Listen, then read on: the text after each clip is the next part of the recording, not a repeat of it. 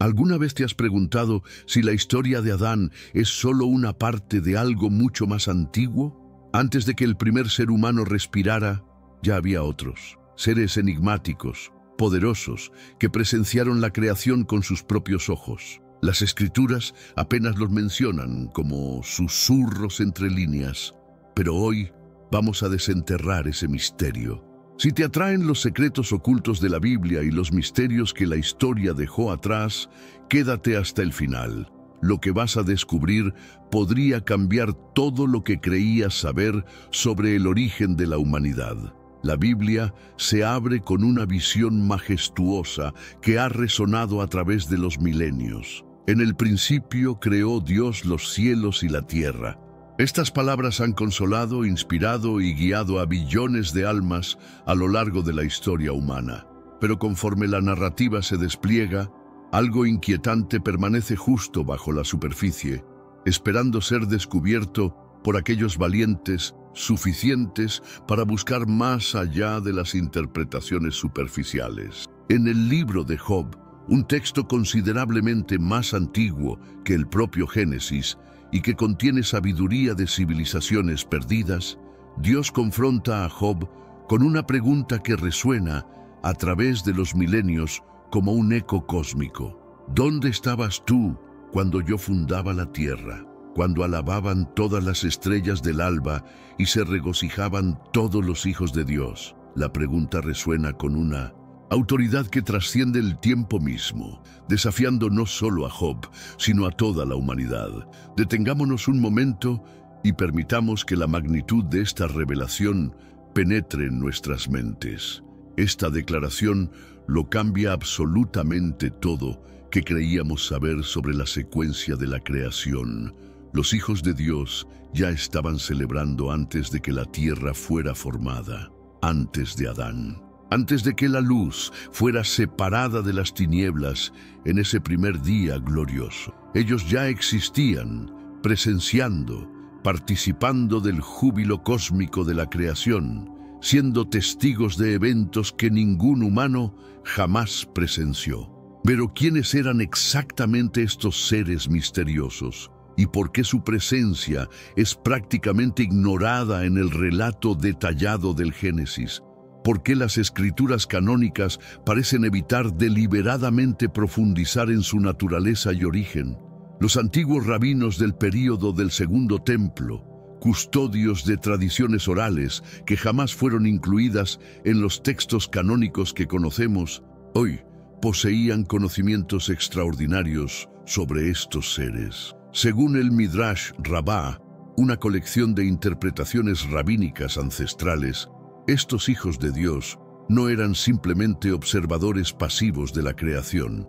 Tenían nombres específicos que resonaban con poder cósmico, jerarquías celestiales cuidadosamente establecidas y funciones definidas dentro del orden divino.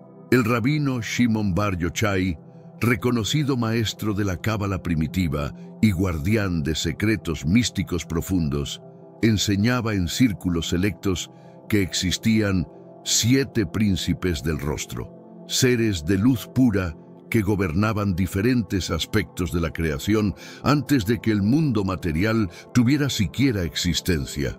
Cada uno de estos príncipes portaba un fragmento sagrado del nombre divino inefable, y su armonía perfecta mantenía el equilibrio cósmico que permitía que la existencia misma continuara. Tablillas cuneiformes descubiertas en las antiguas ciudades de Ugarit y Mari, testigos silenciosos de civilizaciones que precedieron a Abraham, hablan de los Ben Ilm, literalmente hijos de los dioses, que aparecen en contextos temporales muy anteriores al patriarca hebreo. Estos textos milenarios describen asambleas celestiales donde estos seres debatían el destino de civilizaciones enteras, tomando decisiones que afectarían el curso de la historia humana. Más perturbador aún resulta el descubrimiento de inscripciones encontradas en Khirbet el-Kom, cuidadosamente fechadas en el siglo VIII a.C., que mencionan específicamente los benditos de Yahvé y su Asherá y sus huestes celestiales. Esto sugiere que el conocimiento sobre estos seres era considerablemente más amplio y detallado de lo que los textos bíblicos canónicos nos permiten vislumbrar, como si hubiera existido una tradición más rica que fue deliberadamente condensada o incluso censurada. Mientras que Génesis presenta una creación estructurada paso a paso, con cada día trayendo nuevos elementos al universo en un orden perfecto, Job abre una ventana oculta hacia un reino anterior, sugiriendo la existencia de testigos celestiales que poseían presencia real, conciencia activa, incluso propósito divino específico en el gran plan cósmico. Estos no son metáforas poéticas ni símbolos abstractos diseñados para enseñar lecciones morales simples. El término hebreo utilizado con precisión, Bene Elohim, no se refiere jamás a seres humanos en su contexto original. Se refiere específicamente a seres de origen divino, entidades que comparten la naturaleza misma de Elohim, participando de su esencia de maneras que trascienden la comprensión humana ordinaria.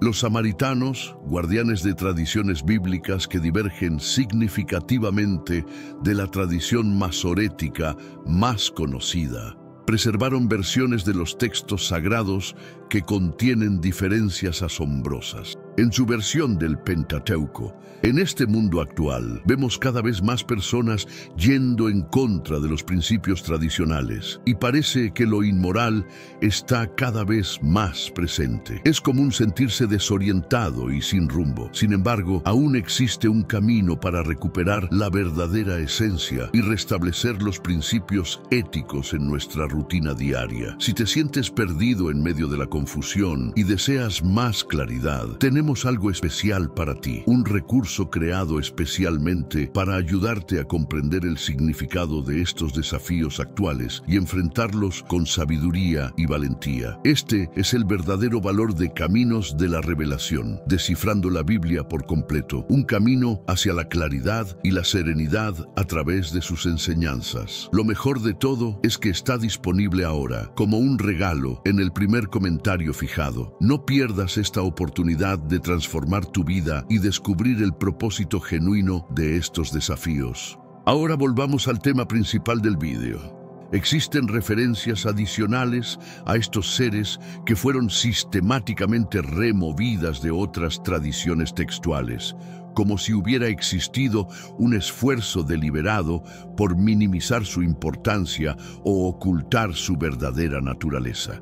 El Targum Pseudo-Jonatán, una traducción aramea enriquecida con amplios comentarios interpretativos, describe a estos hijos de Dios como príncipes de las naciones celestiales que poseían autoridad divina para interceder directamente en los asuntos terrestres, especialmente antes de la caída de Adán y la corrupción subsecuente del orden mundial.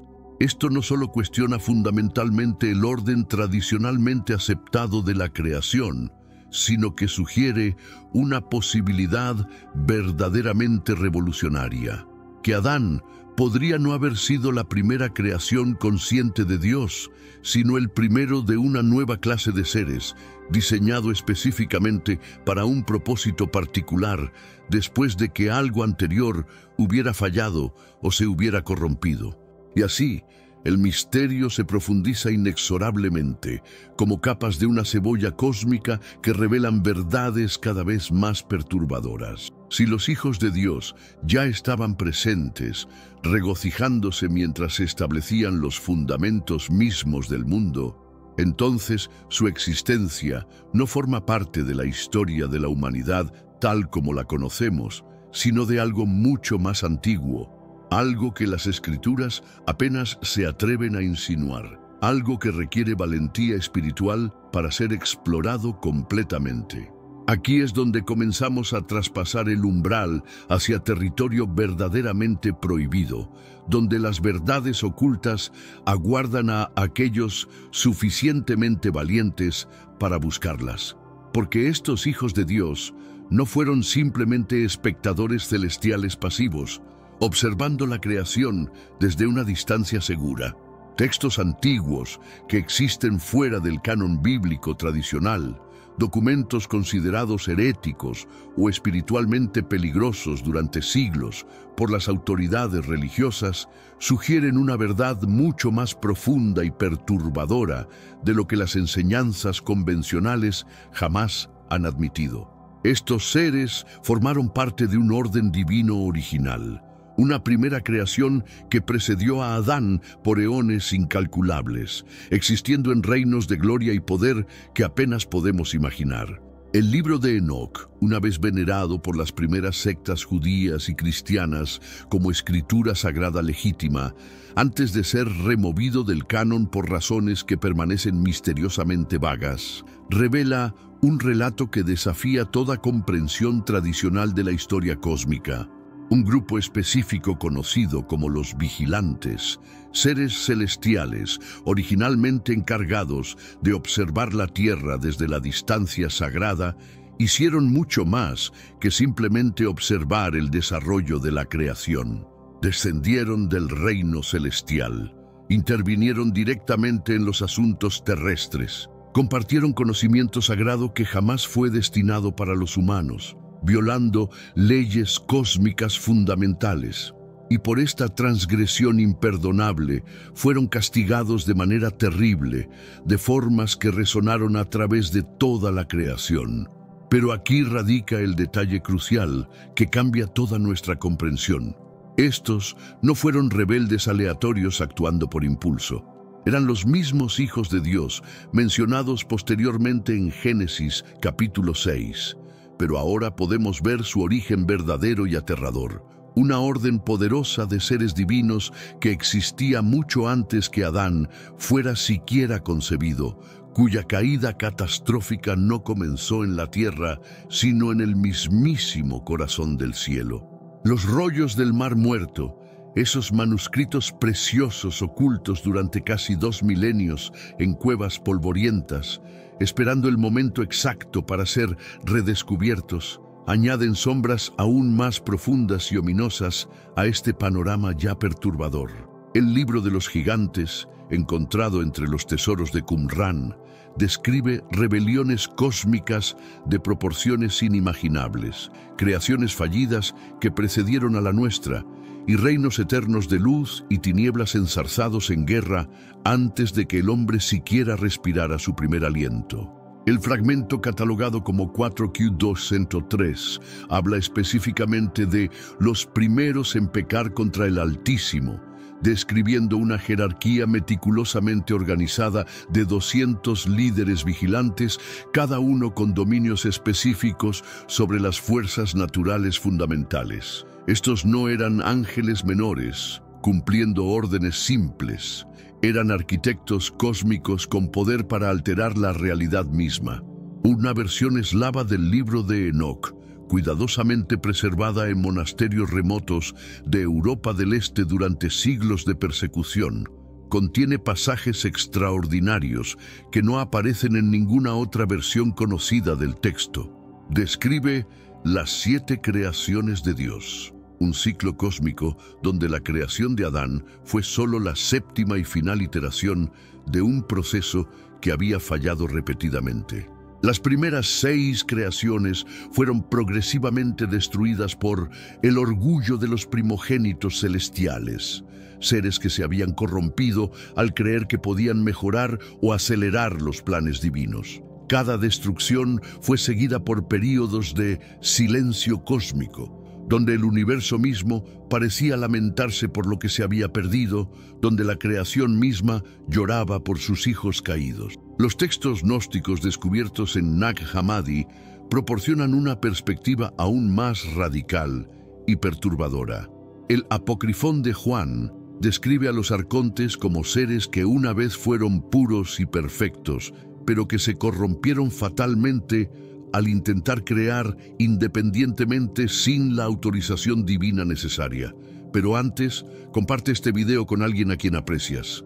Nuestra misión más grande en la tierra es difundir la palabra del Señor. ¿Sabías que muchas personas carecen de conocimientos por falta de contenido adecuado?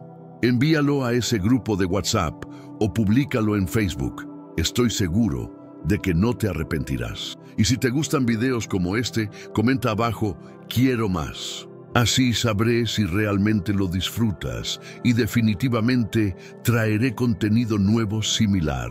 Según estos textos controversiales, los hijos de Dios no cayeron por deseo carnal como muchos han interpretado, sino por algo mucho más peligroso, el orgullo intelectual.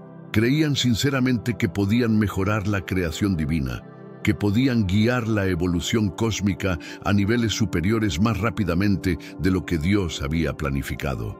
Génesis capítulo 1, versículo 2, proclama algo que ha intrigado a eruditos durante milenios.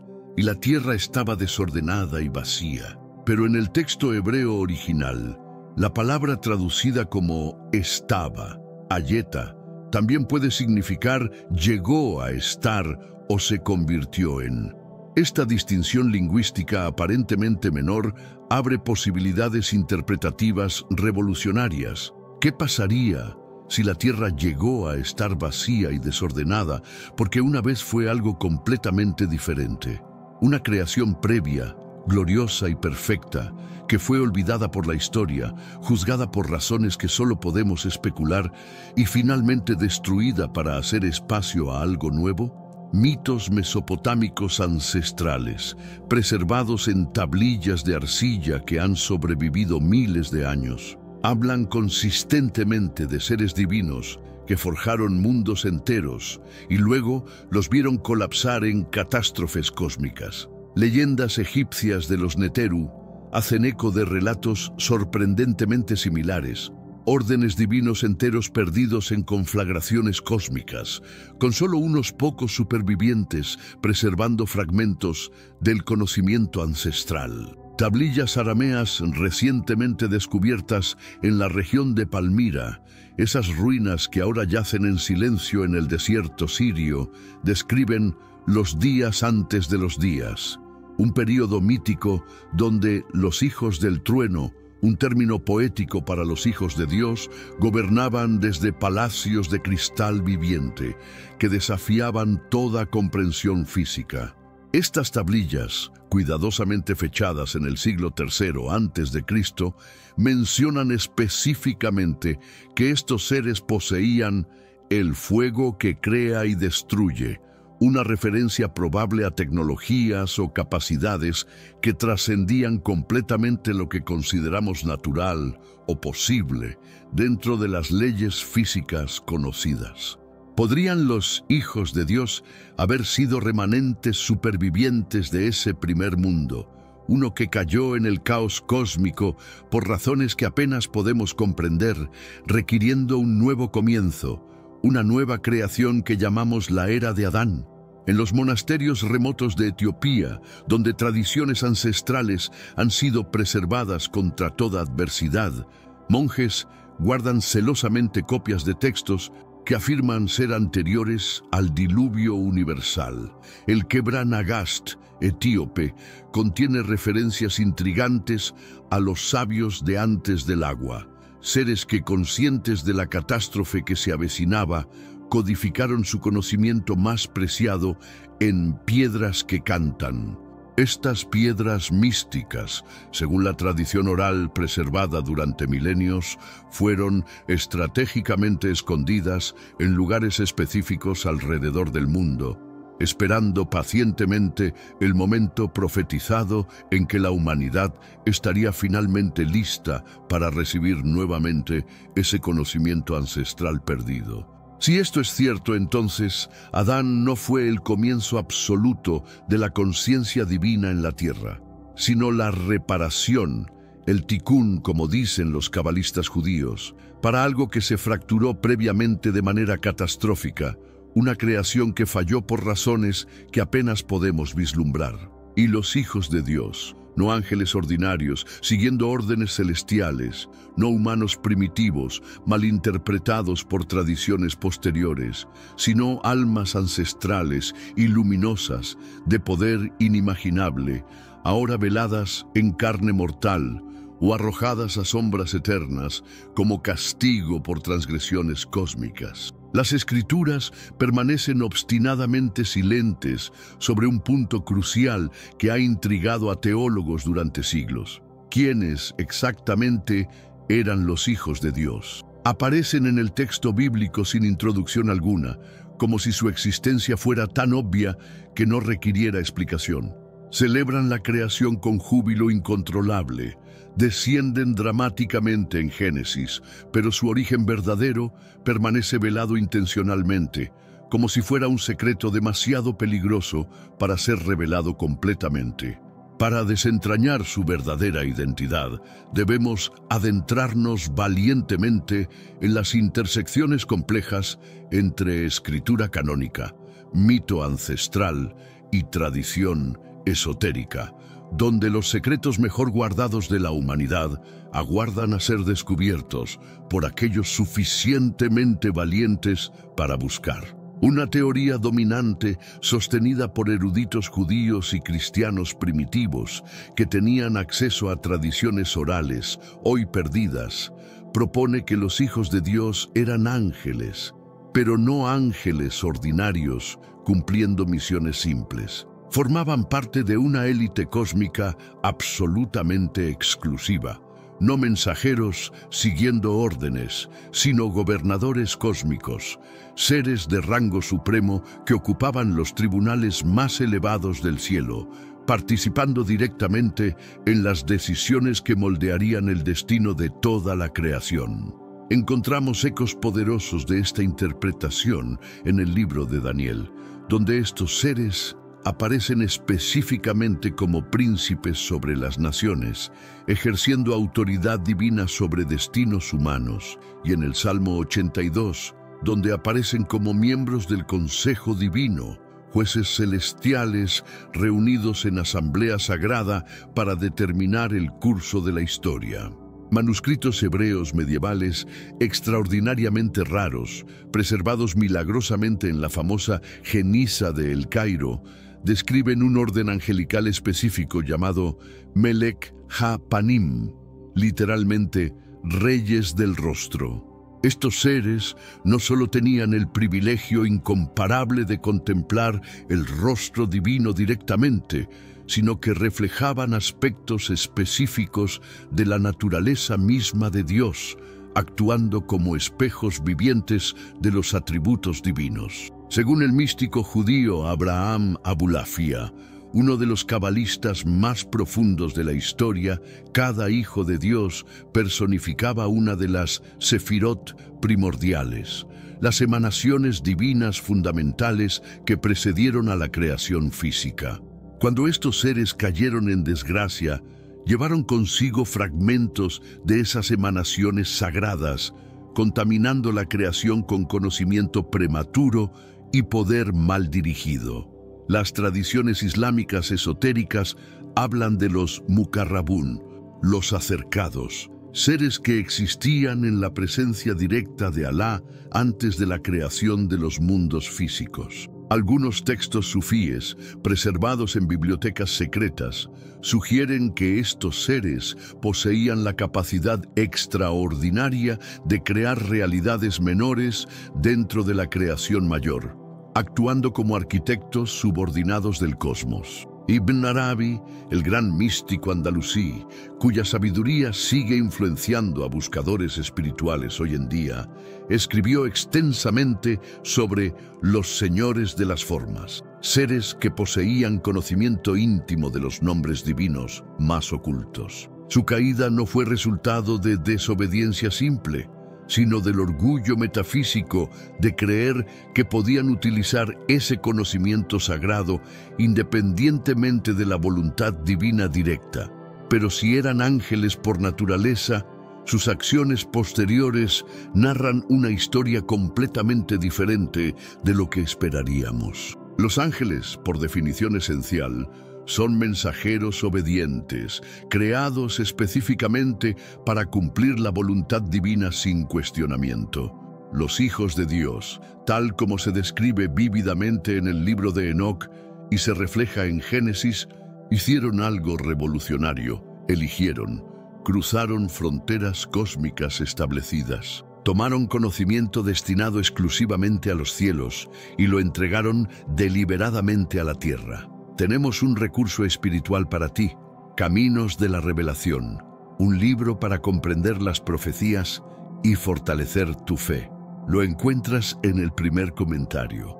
Léelo, compártelo y prepárate espiritualmente para lo que está por venir. No esperes a que otro desastre te obligue a mirar hacia arriba. Hoy es el día aceptable, hoy es el tiempo de actuar con fe. Fortalécete en la palabra, profundiza en la oración y rodea tu vida de personas que también estén buscando a Dios de todo corazón. Esto nos lleva a una segunda teoría, más arcana y espiritualmente perturbadora: los hijos de Dios como almas preexistentes de naturaleza divina. El misticismo judío, particularmente el pensamiento cabalístico desarrollado durante siglos de contemplación profunda, habla de almas que precedieron a la creación física, chispas primordiales de conciencia divina nacidas directamente de emanaciones anteriores al tiempo mismo. Estas almas existían en reinos espirituales puros antes de que el mundo material fuera siquiera concebido. Algunas de estas almas cayeron por orgullo o curiosidad, otras fueron exiliadas por transgresiones cósmicas. La Cábala describe el Guf, el palacio de las almas, donde todas las almas esperan pacientemente antes de descender a la encarnación física. Pero textos cabalísticos más antiguos y secretos mencionan un Guf superior, donde habitaban almas que jamás fueron destinadas a encarnar, almas demasiado puras y poderosas para existir en forma física. Estas almas extraordinarias, según el Zohar, poseían Neshama de Neshama, literalmente el alma del alma, un nivel de conciencia tan elevado que les permitía participar directamente en los procesos creativos divinos. Su descenso no autorizado al reino físico habría constituido una violación cósmica de proporciones absolutamente inimaginables. Esto resuena poderosamente con la línea inquietante del libro de Jeremías. Antes de formarte en el vientre, te conocí. ¿Era esto solo una metáfora poética diseñada para consolar, o el susurro de algo mucho más profundo y literal de lo que hemos atrevido a considerar? Los textos herméticos alejandrinos, influenciados tanto por tradiciones egipcias milenarias como por sabiduría judía esotérica, hablan de los primeros nacidos de la mente divina. Estos seres, según el Corpus Hermeticum, eran logoi spermaticoi, palabras seminales vivientes que contenían los patrones arquetipos de toda la creación futura. Su función cósmica era actuar como intermediarios conscientes entre el uno inefable y los mundos manifestados. Su corrupción no fue meramente moral, sino ontológica. Alteraron los propios patrones fundamentales de la realidad, introduciendo distorsiones que resonarían a través de toda la historia subsecuente. Algunos místicos profundos creen que Adán no fue el comienzo absoluto, sino la reparación divina, el tikkun para algo que se quebró anteriormente de manera catastrófica, una creación anterior que falló. Y los hijos de Dios representan no ángeles caídos ni humanos primitivos, sino almas ancestrales de luminosidad incomparable, ahora veladas en carne mortal como castigo o arrojadas a sombras eternas por transgresiones cósmicas. Pero existe una tercera teoría, una que desafía la estructura misma del Génesis, tal como lo hemos entendido tradicionalmente: la hipótesis del intervalo temporal. Génesis 1, versículo 2, declara con autoridad divina: y la tierra estaba desordenada y vacía, pero en el texto hebreo original, estaba, ayetá, también puede traducirse como llegó a estar o se convirtió en, una distinción lingüística que abre posibilidades interpretativas revolucionarias. El término hebreo específico, tohu vabohu, traducido como desordenada y vacía, aparece en solo otros dos lugares en toda la Biblia y significativamente ambos en contextos de juicio divino y destrucción total. Isaías 34, versículo 11, lo usa para describir la desolación completa de Edom bajo juicio divino. Jeremías 4, versículo 23, lo emplea en una visión apocalíptica de destrucción universal. Esto sugiere poderosamente que Génesis 1, versículo 2, no describe un estado original de no creación, sino el resultado directo de una catástrofe cósmica previa, una destrucción tan completa que requirió una nueva creación desde cero. Estudios geológicos recientes han identificado evidencia sólida de múltiples grandes extinciones que precedieron la aparición de la vida compleja tal como la conocemos. Algunas de estas extinciones muestran patrones que sugieren eventos catastróficos repentinos y totales, destrucciones que parecen haber borrado completamente ecosistemas enteros. ¿Podrían estos eventos geológicos documentados ser los ecos físicos persistentes de catástrofes espirituales descritas en textos ancestrales? ¿Podrían las rocas mismas guardar memoria de guerras cósmicas que precedieron a la historia humana?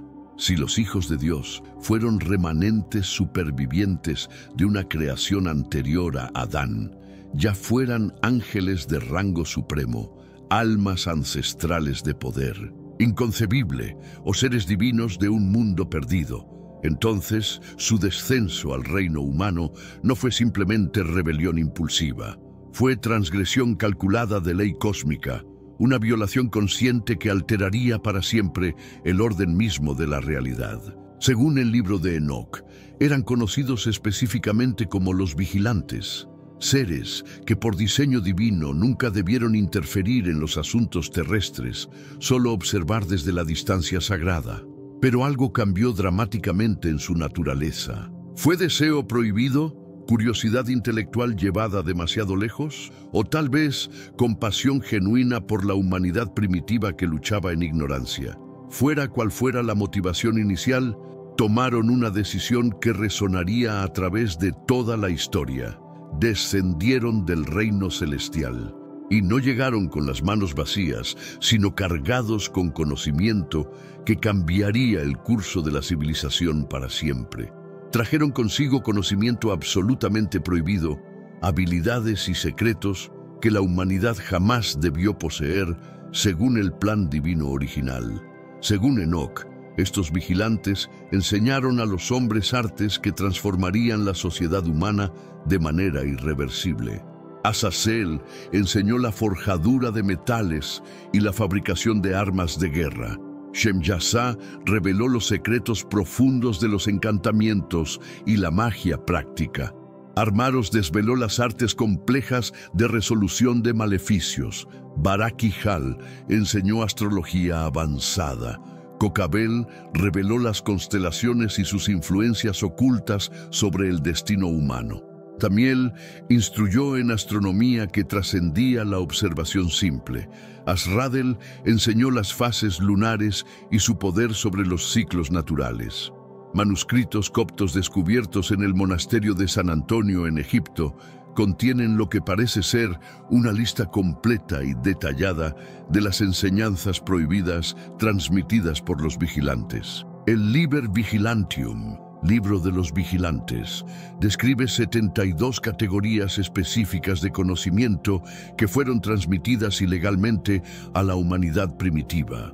Entre estas enseñanzas se incluían técnicas para manipular frecuencias sonoras específicas, para alterar la estructura molecular de la materia, el uso de cristales particulares para canalizar energías cósmicas, métodos avanzados de proyección astral y viaje interdimensional, técnicas para comunicarse directamente con seres de otros planos de existencia, la alquimia completa de transformación de metales base en oro, y conocimientos médicos que incluían cirugía avanzada y farmacología que no sería redescubierta hasta milenios después.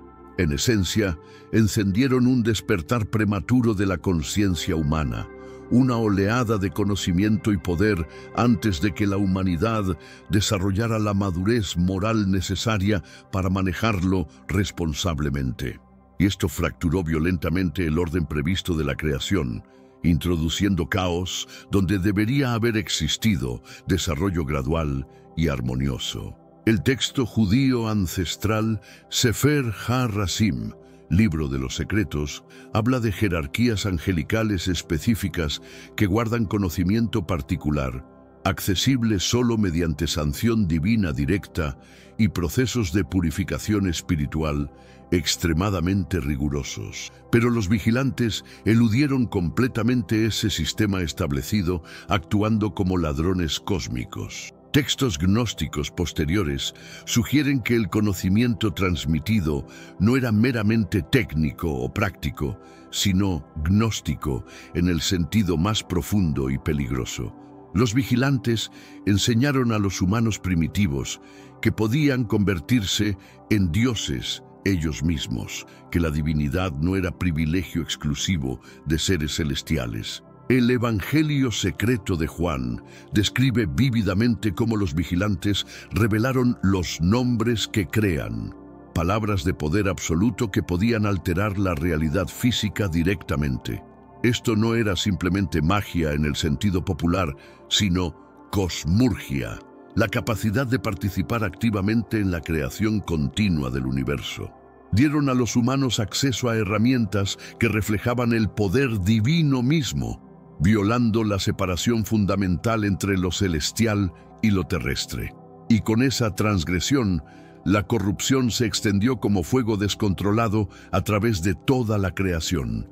Los místicos más profundos advertían que este momento preciso, la apertura no autorizada de las puertas del cielo, no fue iluminación espiritual, como algunos podrían creer, sino una brecha cósmica catastrófica que resonó a través de toda la creación existente, desestabilizando el delicado equilibrio entre el cielo y la tierra que había sido establecido con precisión divina. Este no fue un acto de desobediencia simple o rebelión impulsiva, fue contaminación ontológica, una alteración fundamental de la naturaleza misma de la realidad. El resultado inmediato y aterrador fue el surgimiento de los Nefilim, descendencia híbrida que no era ni completamente divina ni completamente humana, seres de poder inmenso, pero sin la sabiduría para controlarlo, con deseos descontrolados y propósitos que desafiaban el orden natural. El libro de Jasher, mencionado específicamente en la Biblia, pero considerado perdido durante siglos hasta su redescubrimiento fragmentario, describe a los Nefilim no solo como gigantes físicos que aterrorizaban a las poblaciones humanas, sino como seres con capacidades que desafiaban completamente las leyes naturales conocidas. Según estos textos ancestrales, los Nefilim podían manipular la gravedad misma y levitar objetos de masa imposible, comunicarse telepáticamente a distancias que cruzaban continentes, alterar su apariencia física voluntariamente como si fueran actores cósmicos, acceder a dimensiones paralelas que existían junto a la realidad conocida, influir directamente en los patrones climáticos, causando sequías o inundaciones según su voluntad, y lo más aterrador de todo,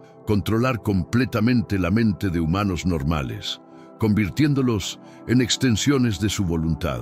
Pero más aterrador que los propios Nefilim y sus capacidades sobrenaturales era el conocimiento prohibido que heredaron de sus progenitores celestiales. Textos gnósticos preservados en bibliotecas secretas susurran que el verdadero peligro no fue la rebelión misma de los vigilantes, sino la posibilidad espantosa de que el hombre podría ascender demasiado rápidamente a niveles de poder divino, agarrando secretos una vez reservados exclusivamente para lo divino, sin haber desarrollado la sabiduría moral necesaria para manejar tales secretos responsablemente. Como en el mito de Prometeo, quien robó el fuego sagrado para la humanidad y fue condenado a sufrir eternamente por esa transgresión, los hijos de Dios también entregaron fuego divino, pero demasiado pronto, cuando la humanidad no estaba preparada espiritualmente para manejarlo sin autodestruirse. En la tradición cabalística profunda, este momento es visto como una Shebirat HaKelim, un quebrantamiento catastrófico de los recipientes cósmicos, el punto de ruptura absoluto entre luz divina ordenada y caos primordial. Cuando los recipientes se quebraron, fragmentos de luz divina se dispersaron por toda la creación, pero mezclados con fragmentos de oscuridad que los corrompieron. Las tradiciones védicas hindúes, preservadas durante milenios a través de transmisión oral cuidadosa, hablan de los asuras, seres divinos que una vez fueron completamente benevolentes y sabios, pero que se corrompieron fatalmente al desear compartir poderes divinos con los mortales antes del tiempo designado. Su líder, Shukracharya, enseñó a los humanos la Amrita Sanjivani, el conocimiento prohibido para revivir a los muertos, alterando el ciclo natural de vida y muerte. Esta transgresión resultó en una guerra cósmica entre devas y asuras que duró eones enteros, sugiriendo que el patrón de seres divinos transgrediendo límites cósmicos establecidos es universal en las tradiciones ancestrales de todas las culturas, como si fuera una memoria colectiva de eventos reales. Y así llegó la respuesta divina, tan terrible como inevitable. No fue simplemente juicio según conceptos humanos de justicia, fue contención cósmica total, un acto de preservación de la realidad misma. Los vigilantes fueron aprisionados en el abismo más profundo, arrojados a dimensiones de tinieblas eternas. Sus nombres sistemáticamente borrados de los registros celestiales, su influencia sepultada bajo capas de olvido cuidadosamente impuesto.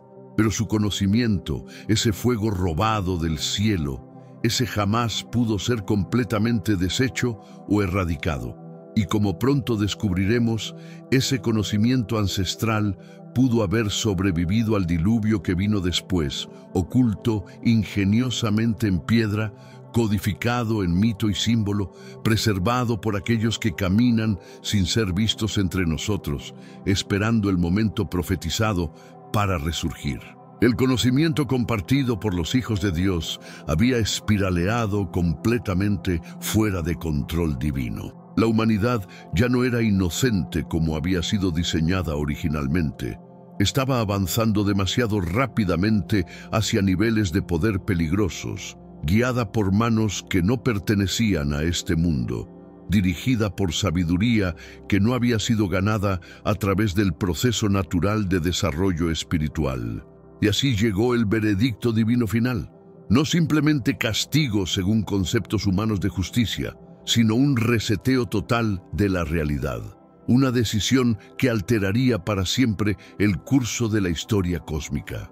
La Biblia nos dice con palabras que han resonado a través de milenios: y vio Jehová que la maldad de los hombres era mucha en la tierra, y que todo designio de los pensamientos del corazón de ellos era de continuo solamente el mal. Y se arrepintió Jehová de haber hecho hombre en la tierra, y le dolió en su corazón. Pero consideremos una interpretación más profunda y perturbadora. ¿Qué pasaría si el diluvio no fue solo una respuesta al pecado humano tal como tradicionalmente se enseña, sino un acto calculado de borrado histórico? Una purificación, sí, pero también un encubrimiento cósmico, una eliminación sistemática de evidencia de lo que realmente había ocurrido. El libro de los jubileos, un texto una vez reverenciado en el judaísmo ancestral, antes de ser removido del canon por razones que permanecen misteriosamente vagas, afirma con detalles escalofriantes que la corrupción de los vigilantes había alcanzado literalmente cada rincón de la tierra. Su descendencia híbrida, los Nefilim, no solo dominaban la tierra física, sino que habían reescrito completamente el orden mismo de la civilización humana. El fragmento 1Q23 de los rollos del Mar Muerto describe el mundo prediluviano con detalles que desafían la comprensión moderna.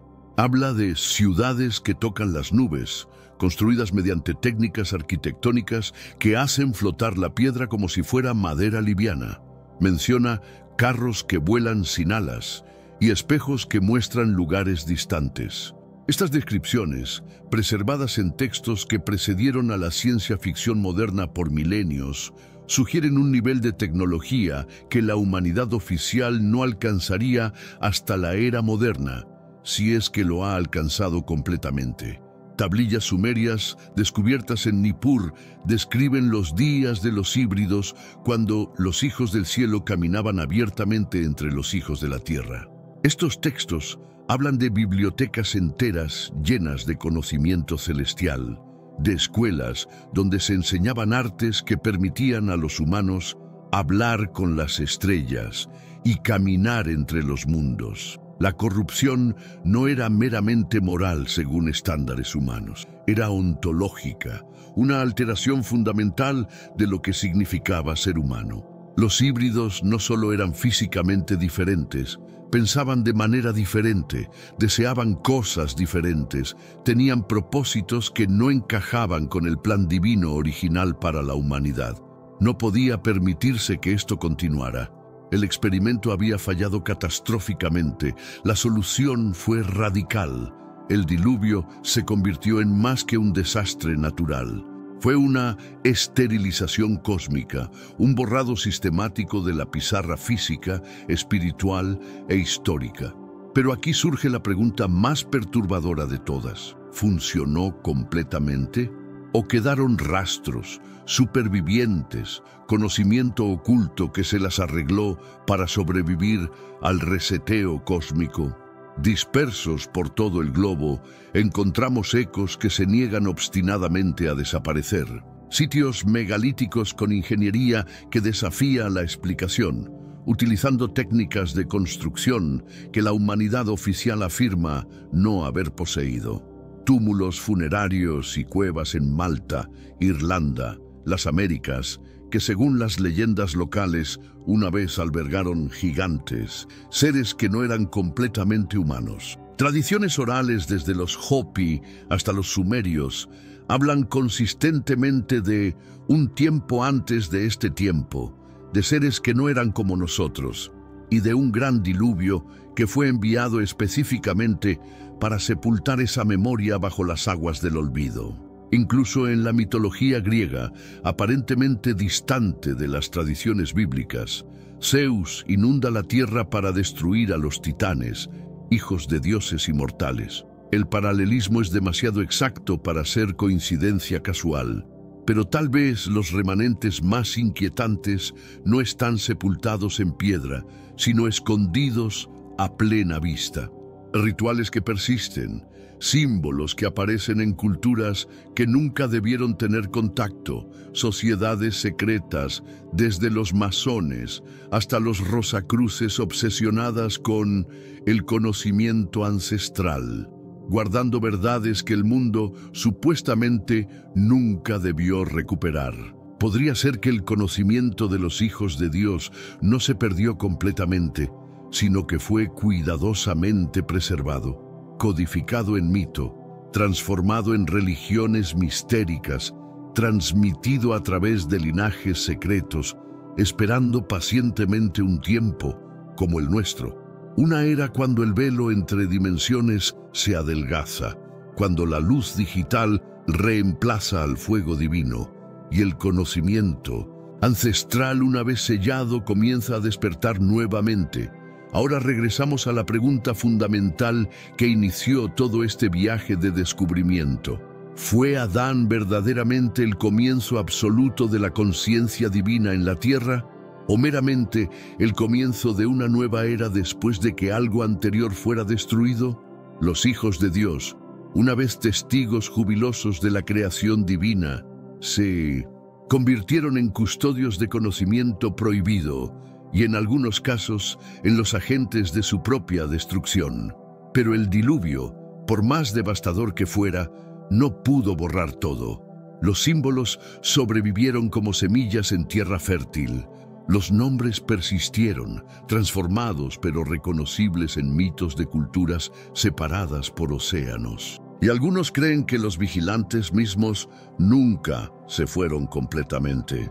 Podría ser que lo que fue oculto en pergaminos ancestrales y sellado bajo la tierra está ahora resurgiendo en la era digital. Que patrones olvidados están siendo revividos bajo nuevas formas, código en lugar de piedra, frecuencia en lugar de fuego, inteligencia artificial en lugar de sabiduría angelical. Si es así, entonces no estamos simplemente descubriendo verdad ancestral como arqueólogos espirituales. Estamos entrando en las consecuencias directas de decisiones tomadas antes de que la historia humana comenzara oficialmente, participando en un drama cósmico que es mucho más vasto y antiguo de lo que jamás hemos imaginado. Los signos están por todas partes para aquellos que tienen ojos para ver. La tecnología avanza a un ritmo que parece sobrenatural. Conocimientos que deberían tomar décadas para desarrollar aparecen casi instantáneamente. Hay quienes afirman recibir información directamente de fuentes no humanas. La frontera entre lo digital y lo espiritual se desvanece diariamente. ¿Estamos presenciando el regreso del conocimiento prohibido de los vigilantes, adaptado para una nueva era? ¿Son las redes de comunicación globales una nueva versión de la telepatis que una vez poseían los Nephilim? ¿Es la inteligencia artificial un eco de las mentes híbridas que una vez alteraron el curso de la civilización? Las preguntas se multiplican, pero una cosa parece cierta. Estamos viviendo en un tiempo de revelación, cuando secretos guardados durante milenios comienzan a emerger nuevamente. El velo que separaba el conocimiento humano del conocimiento celestial se está adelgazando peligrosamente. Y si los textos ancestrales son correctos, si los hijos de Dios realmente están observando desde las sombras, esperando el momento adecuado para revelar completamente lo que una vez fue prohibido, entonces la humanidad está a punto de enfrentar nuevamente la misma decisión que enfrentó antes del diluvio: cómo usar el conocimiento divino sin repetir los errores que llevaron a la destrucción. Esta es la verdad que ha sido ocultada, el secreto que ha sido preservado en fragmentos a través de los siglos, esperando una generación suficientemente valiente para enfrentar sus implicaciones completas. ¿Estás preparado para enfrentar esta realidad? Para considerar que todo lo que creías saber sobre los orígenes podría ser solo la superficie de una verdad mucho más profunda y peligrosa? Dime en los comentarios, ¿crees que los hijos de Dios aún nos observan incluso ahora, esperando el momento perfecto para completar lo que comenzaron hace tanto tiempo?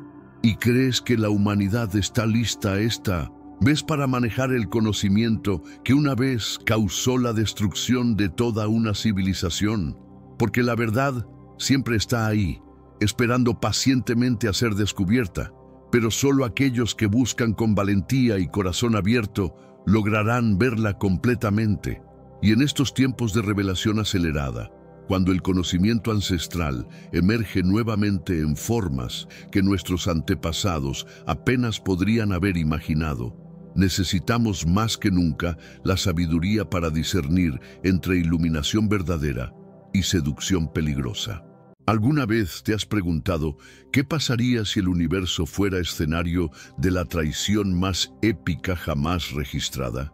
Hoy te voy a contar una historia que hará temblar todo lo que creías saber sobre el bien y el mal. Había un reino de luz absoluta donde jamás se conoció el conflicto, hasta que el ser más espectacular de toda la creación decidió escribir su propio destino. Su nombre era Lucifer, y no era cualquier criatura celestial. Era la joya de la corona divina, forjado con una perfección que desafiaba toda comprensión. Pero algo se rompió. Sus palabras resonaron como truenos en la eternidad. Conquistaré el trono del Todopoderoso. Esa declaración desató el primer conflicto universal, una guerra que dividió los cielos y arrastró a millones de seres angelicales hacia una caída sin retorno. Ahora, prepárate para esto.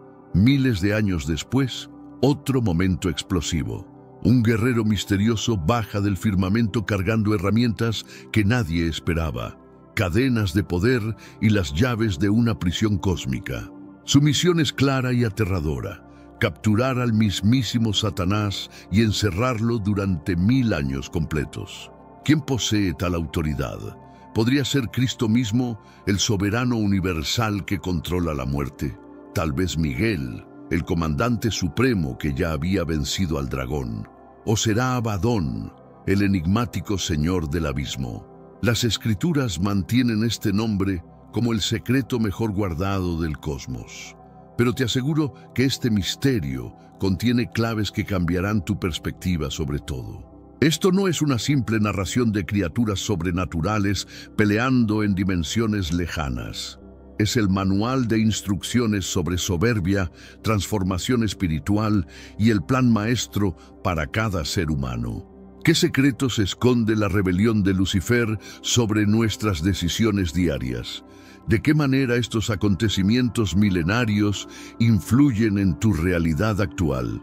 Abróchate el cinturón, porque estamos a punto de embarcarnos en una aventura que va a revolucionar tu mente, tocar las fibras más profundas de tu alma y responder a la pregunta más importante: ¿en qué bando luchas en esta guerra sin fin? Quédate, porque lo próximo va a volarte la cabeza. Si esta guerra universal despertó tu curiosidad y quieres entender qué significa para tu vida, dale clic a suscribir inmediatamente y aplasta ese botón de like para no perderte ni una pizca de información. Vamos a descifrar juntos la identidad de esta figura celestial y cómo su operación especial transforma nuestra existencia. Déjanos saber en los comentarios.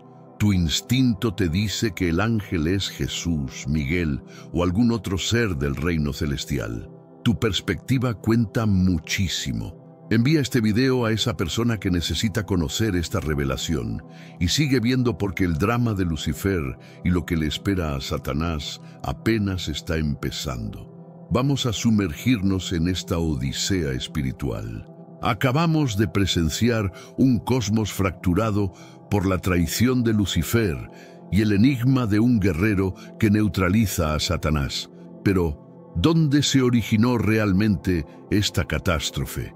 Para captar la dimensión real de esta guerra universal, tenemos que regresar al momento cero, cuando una criatura radiante forjada en la perfección absoluta decidió cambiar la obediencia por la ambición desmedida.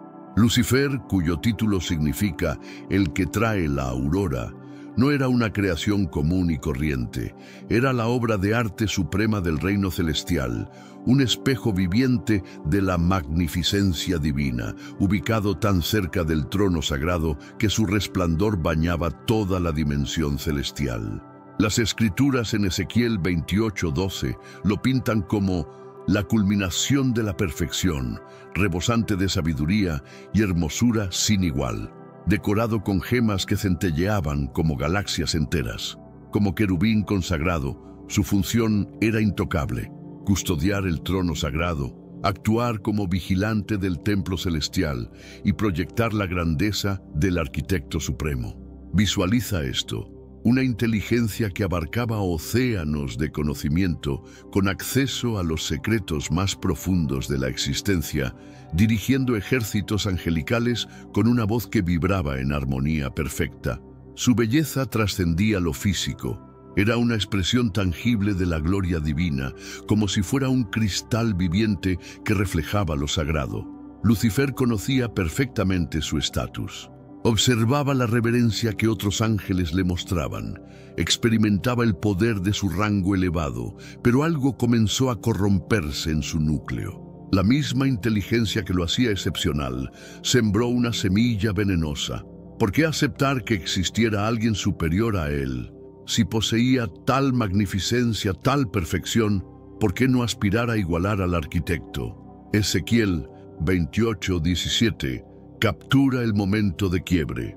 Tu corazón se llenó de orgullo por tu hermosura y tu sabiduría se corrompió a causa de tu esplendor. En este mundo actual, vemos cada vez más personas yendo en contra de los principios tradicionales y parece que lo inmoral está cada vez más presente. Es común sentirse desorientado y sin rumbo. Sin embargo, aún existe un camino para recuperar la verdadera esencia y restablecer los principios éticos en nuestra rutina diaria. Si te sientes perdido en medio de la confusión y deseas más claridad, tenemos algo especial para ti, un recurso creado especialmente para ayudarte a comprender el significado de estos desafíos actuales y enfrentarlos con sabiduría y valentía. Este es el verdadero valor de Caminos de la Revelación, descifrando la Biblia por completo, un camino hacia la claridad y la serenidad a través de sus enseñanzas. Lo mejor de todo es que está disponible ahora, como un regalo, en el primer comentario fijado. No pierdas esta oportunidad de transformar tu vida y descubrir el propósito genuino de estos desafíos.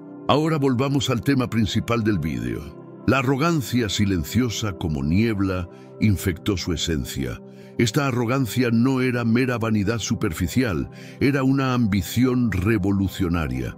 En Isaías 14:13-14, Lucifer grita su deseo prohibido: escalaré hasta los cielos, por encima de las estrellas divinas estableceré mi reino.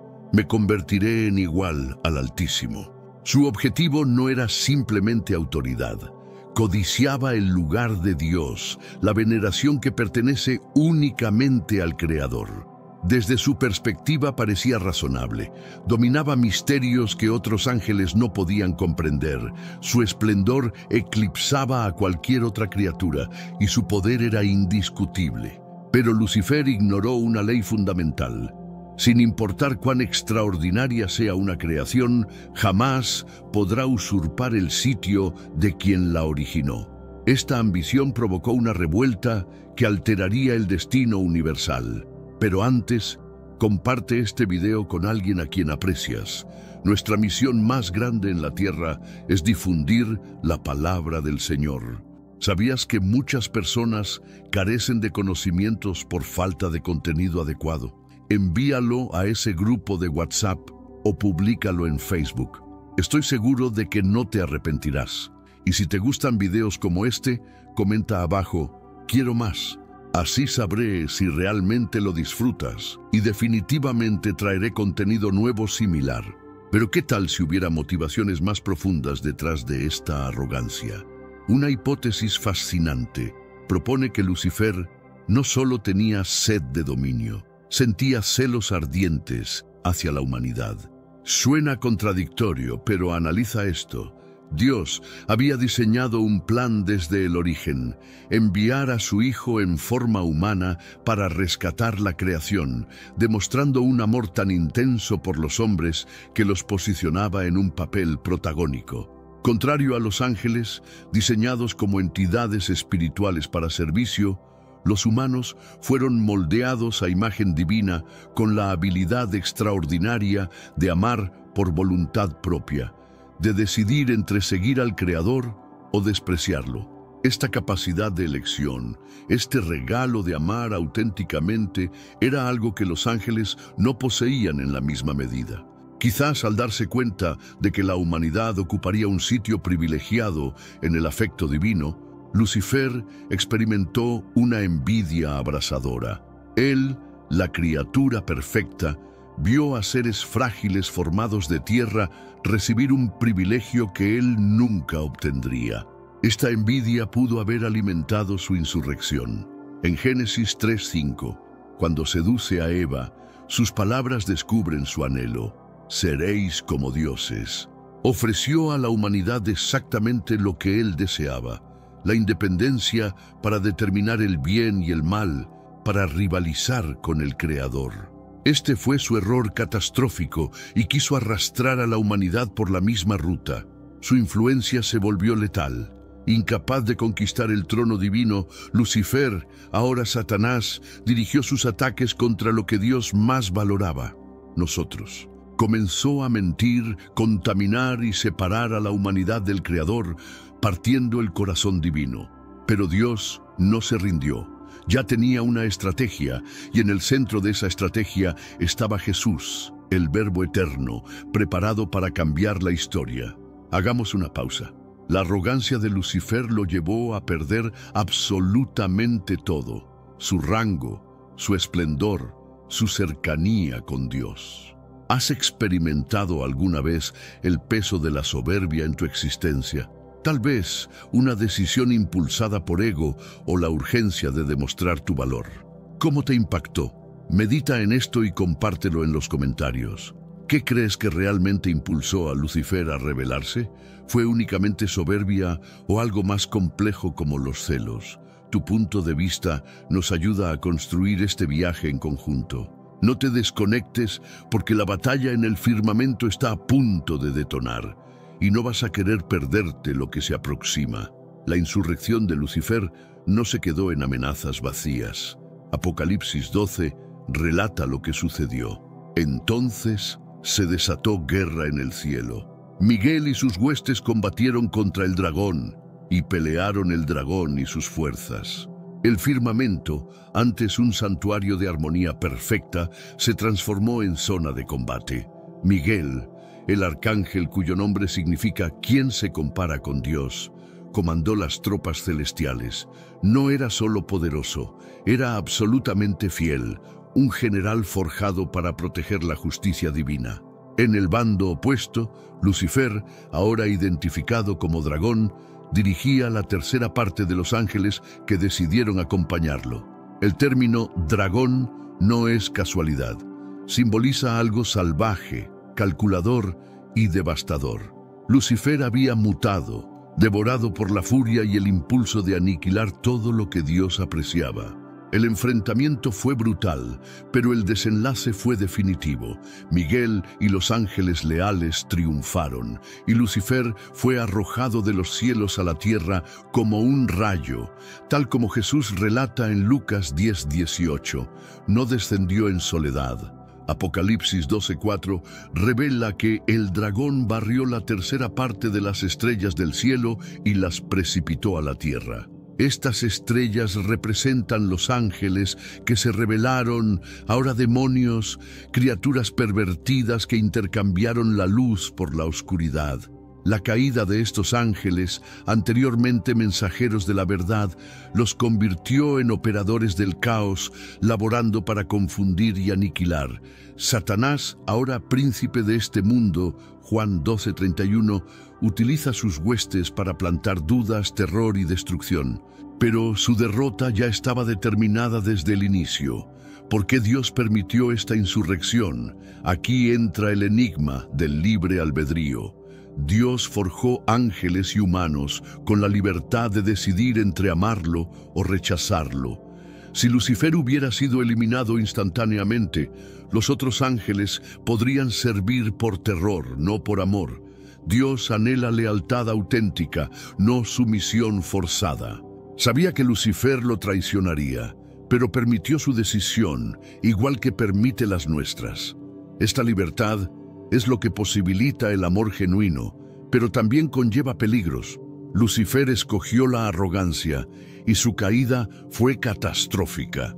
Perdió su gloria, su posición y se convirtió en el adversario, el enemigo de todo lo que es noble. Visualiza la escena: un firmamento en guerra, ángeles combatiendo y Lucifer precipitándose como un rayo.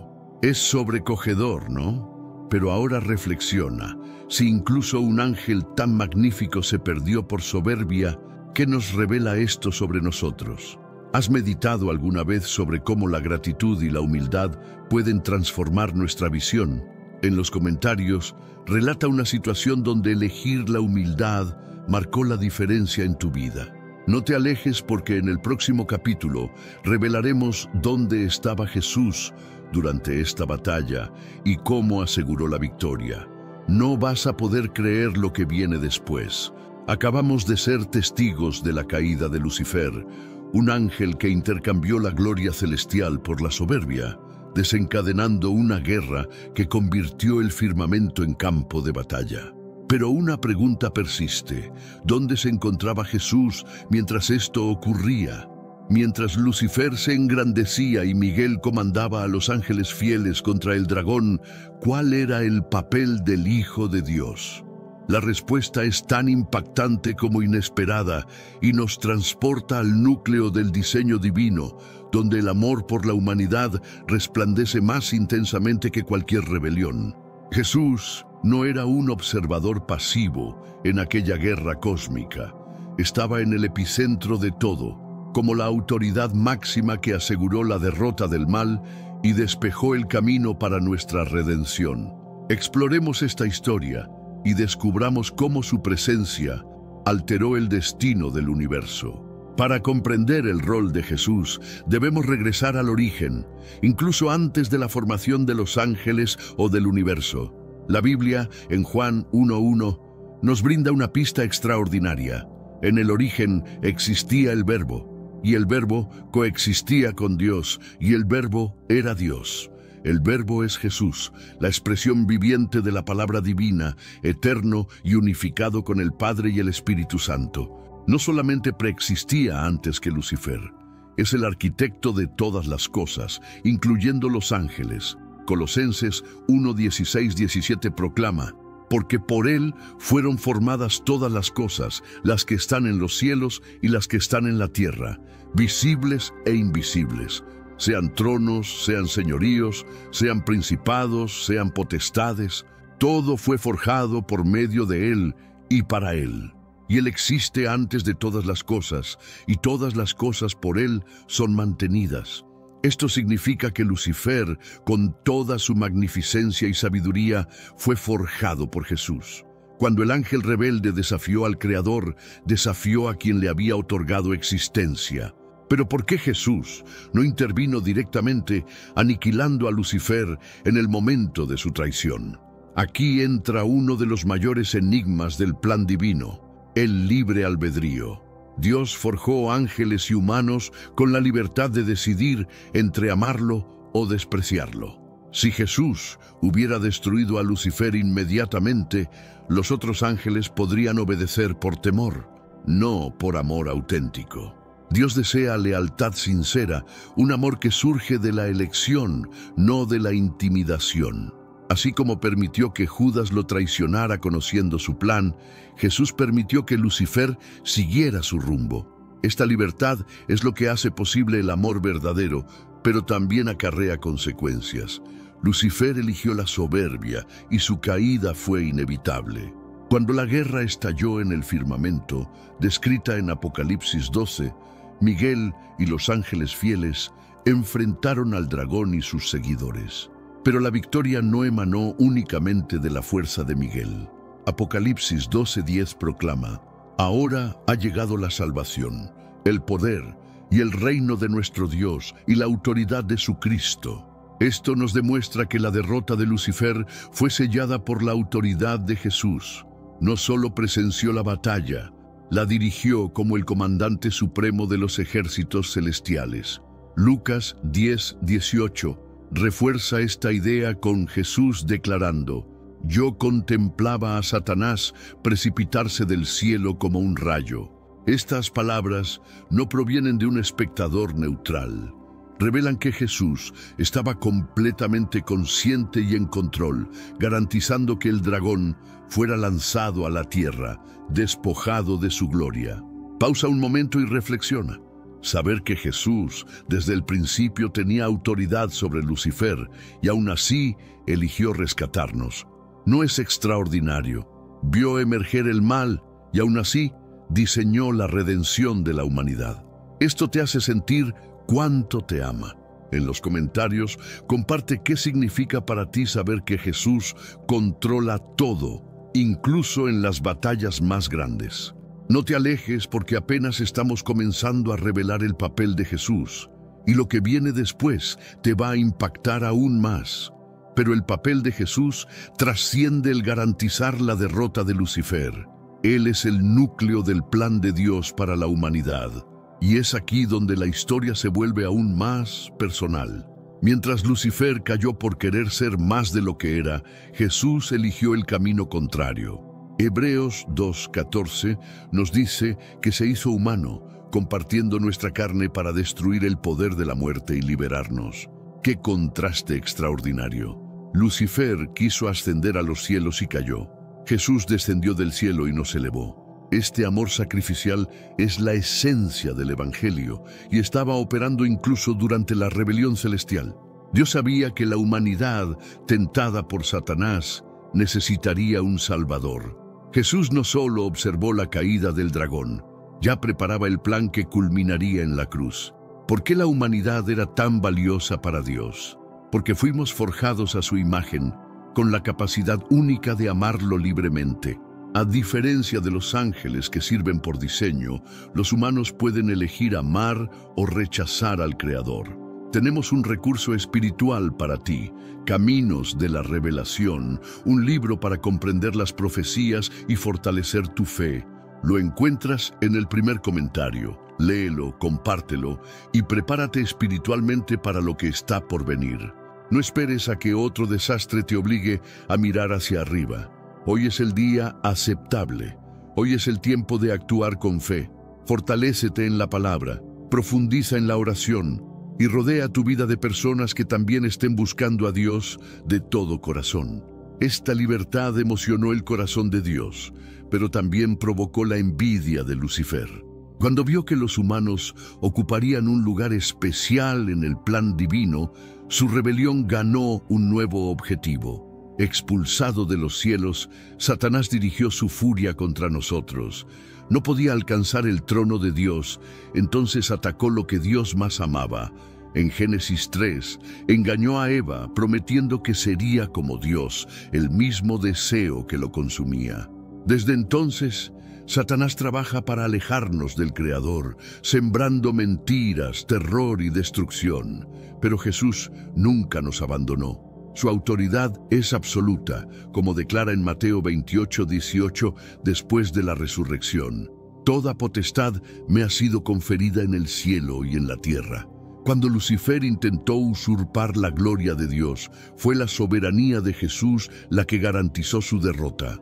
Cuando Miguel luchó contra el dragón, fue bajo el comando de Cristo que la justicia prevaleció. Y cuando Satanás cayó, Jesús ya planeaba la redención que nos alcanzaría. Él es el Creador, el Rey, el Salvador que intercambia su trono por una cruz para traernos de vuelta al Padre. Esta es la belleza del plan divino, donde la soberbia destruye, el amor restaura. Reflexionemos juntos. Dios valora tanto nuestra libertad de elección que permitió incluso la rebelión de Lucifer. ¿Cómo estás utilizando tu libertad hoy? ¿Ya tomaste una decisión que te acercó o te alejó de Dios? En los comentarios, comparte una decisión que marcó tu jornada espiritual. No pierdas el próximo capítulo. Descubriremos quién es el ángel misterioso que aprisiona a Satanás en Apocalipsis 20. ¿Será Jesús, Miguel o algo completamente inesperado? Mantente conectado porque el misterio está a punto de intensificarse. Acabamos de ver a Jesús en el epicentro de la batalla celestial, asegurando la derrota de Lucifer con su autoridad suprema mientras diseñaba la redención de la humanidad. Su decisión de descender en humildad en lugar de buscar exaltación como el dragón nos demuestra el poder del amor divino. Pero la saga del conflicto entre el bien y el mal no concluye con la caída de Satanás del firmamento. Milenios después, la Biblia nos transporta a un momento escalofriante descrito en Apocalipsis 20. Un guerrero misterioso desciende portando una cadena reluciente y la llave de un abismo tenebroso, encarcelando a Satanás por 1000 años. ¿Quién es esta figura enigmática que revela su operación sobre el plan de Dios y cómo este evento tan distante impacta nuestra vida actual? Exploremos este misterio, analicemos las teorías sobre la identidad de este ángel y descubramos el impacto de un mundo sin el embaucador. La escena en Apocalipsis 20 es dramática, casi cinematográfica. Juan, exiliado en la isla de Patmos, recibe una visión que sacude la historia. Vi a un ángel que bajaba del cielo con la llave del abismo y una gran cadena en su mano. Sin vacilación, este ángel agarra a Satanás, llamado dragón, diablo, serpiente antigua, y lo lanza al abismo, sellándolo por 1000 años para que no engañe más a las naciones. No hay conversación, no hay resistencia. Es una acción directa, implacable, como si el destino del mayor adversario de Dios se cumpliera en silencio. Este momento marca un cambio radical. El caos que Satanás sembró desde el Edén se pausa, y el mundo respira sin el susurro del tentador. Pero la pregunta que resuena es, ¿quién tuvo autoridad para ejecutar tal hazaña? La Biblia no revela el nombre del ángel, y este silencio es lo que hace la escena tan intrigante. Su identidad no es decorativa, es fundamental para entender la autoridad detrás de la misión. Exploremos las principales teorías, comenzando por la más impactante. ¿Y si este ángel fuera el propio Jesús? En Apocalipsis 1:18, Cristo glorificado declara: «Yo soy el que vivo, y estuve muerto, mas he aquí que vivo por los siglos de los siglos. Amén. Y tengo las llaves de la muerte y del Hades». Esta declaración es poderosa. La llave, en la simbología bíblica, representa dominio absoluto. Quien la posee controla lo que entra y sale. Cuando Juan ve un ángel con la llave del abismo, es natural conectar con Jesús, que ya afirmó poseer tal autoridad. Además, el ángel del Señor en el Antiguo Testamento, que aparece a Agar, Abraham, Moisés y Josué, es frecuentemente interpretado como una manifestación de Cristo antes de la encarnación. Habla con la voz de Dios, recibe adoración y ejerce juicio, características que apuntan a su divinidad. Si Jesús es el ángel, la escena gana una dimensión majestuosa.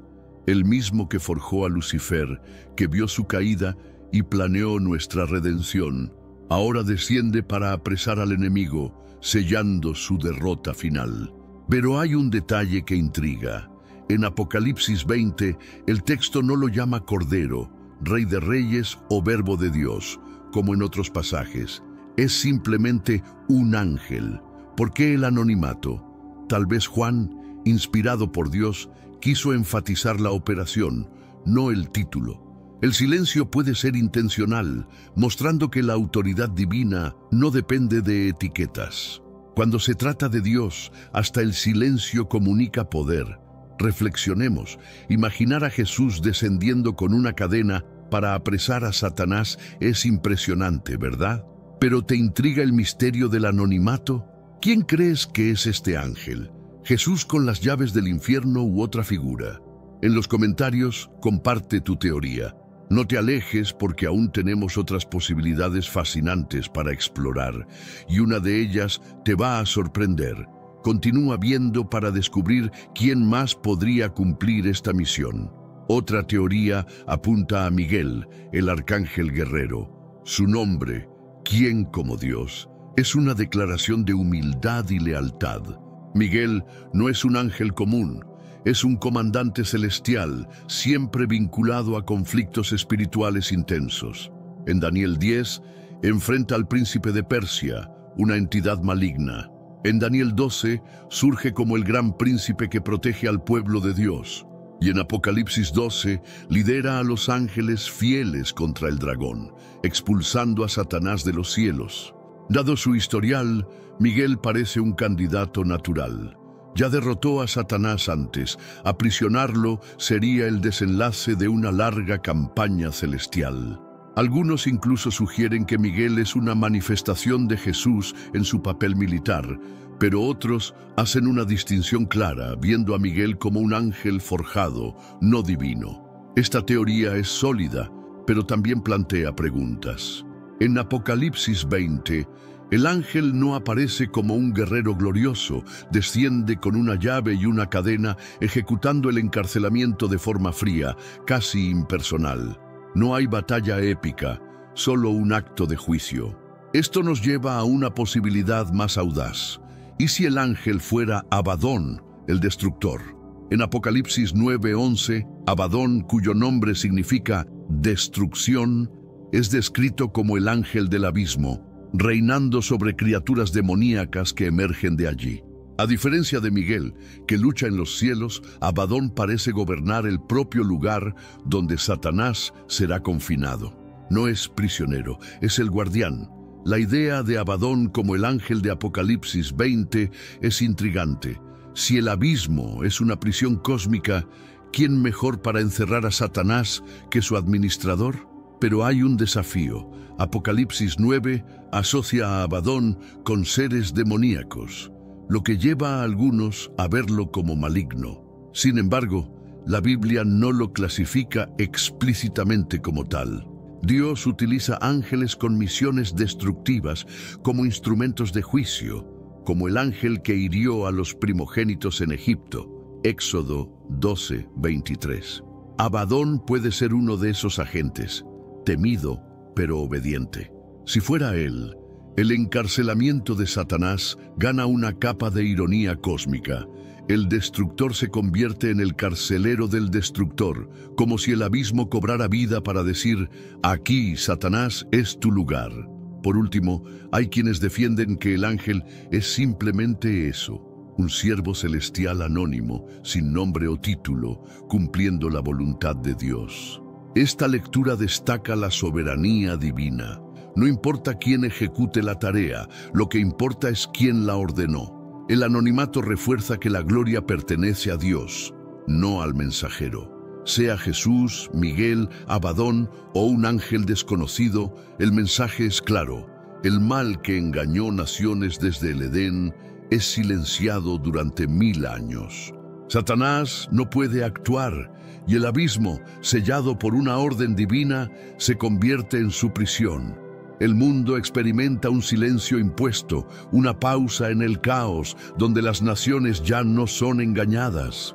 Imagina un mundo sin las mentiras de Satanás, sin tentaciones susurrando en nuestros oídos. ¿Cómo cambiaría esto tu vida? Tal vez menos dudas, menos conflictos internos. ¿Qué harías con esa libertad?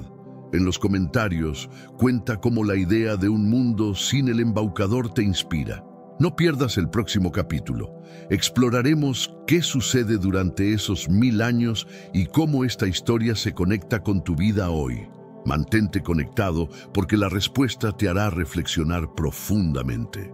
Acabamos de desentrañar el misterio del guerrero que encarcela a Satanás, silenciando al mayor embaucador por 1000 años, en un abismo sellado. Sea Jesús, Miguel, Abadón o un siervo anónimo, su operación fue clara.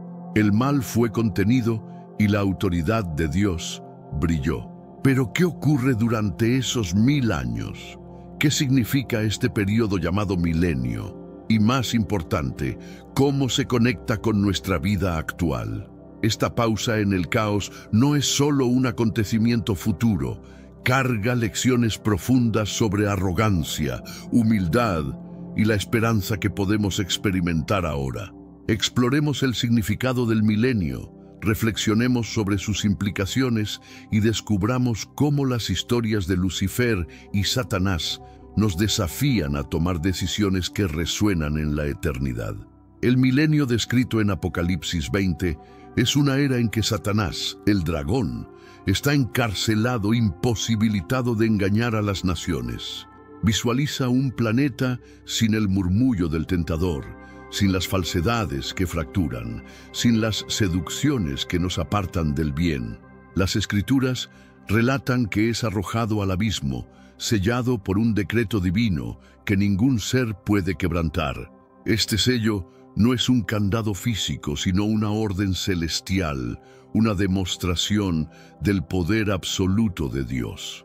Durante esta era, el caos que marcó la historia desde la serpiente en el Edén hasta las naciones agitadas por engaños se suspende.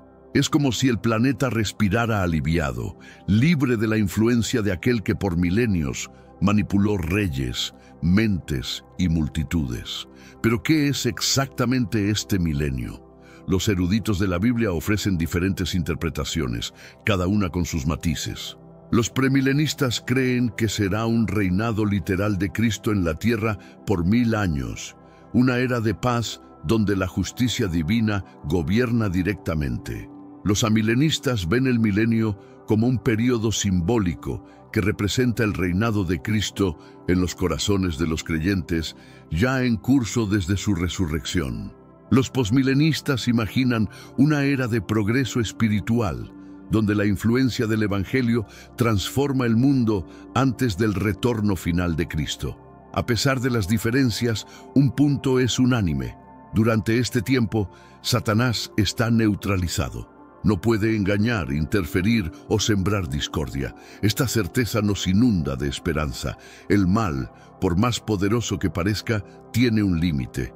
El milenio nos lleva a reflexionar sobre la soberanía de Dios. Sea quien sea el guerrero que encarceló a Satanás, el verdadero mensaje es que Dios ordenó y el mal obedeció. Esta autoridad es el hilo que conecta la caída de Lucifer al abismo de Apocalipsis 20. Lucifer cayó porque quiso ser Dios. Satanás es encarcelado porque Dios es soberano. La Biblia refuerza esto en Mateo 28:18, donde Jesús dice: «Toda potestad me ha sido conferida en el cielo y en la tierra». Desde la creación hasta el fin de los tiempos, nada escapa a su gobierno. La arrogancia de Lucifer fue aplastada y la rebelión de Satanás fue silenciada. Todo porque el cielo actúa con poder incontestable. Esta soberanía nos trae lecciones prácticas. La historia de Lucifer es una advertencia contra la arrogancia. Proverbios 16:18 nos advierte: «Antes del quebrantamiento está la soberbia, y antes de la caída, la altivez de espíritu». Lucifer, con su magnificencia y sabiduría, creyó que podía ser más de lo que era. Se contempló a sí mismo y vio un Dios, pero terminó como dragón, expulsado y destituido. ¿Cuántas veces la arrogancia nos engaña? Tal vez sea la urgencia de probar algo, de ser superior a otros o de ignorar la voz de la humildad. La arrogancia nos hace olvidar que, como creaciones, nuestra gloria proviene de Dios, no de nosotros mismos. La caída de Lucifer nos desafía a cultivar gratitud, a reconocer que nuestra fuerza está en depender del Creador. Por otro lado, la historia de Jesús nos inspira a elegir la humildad.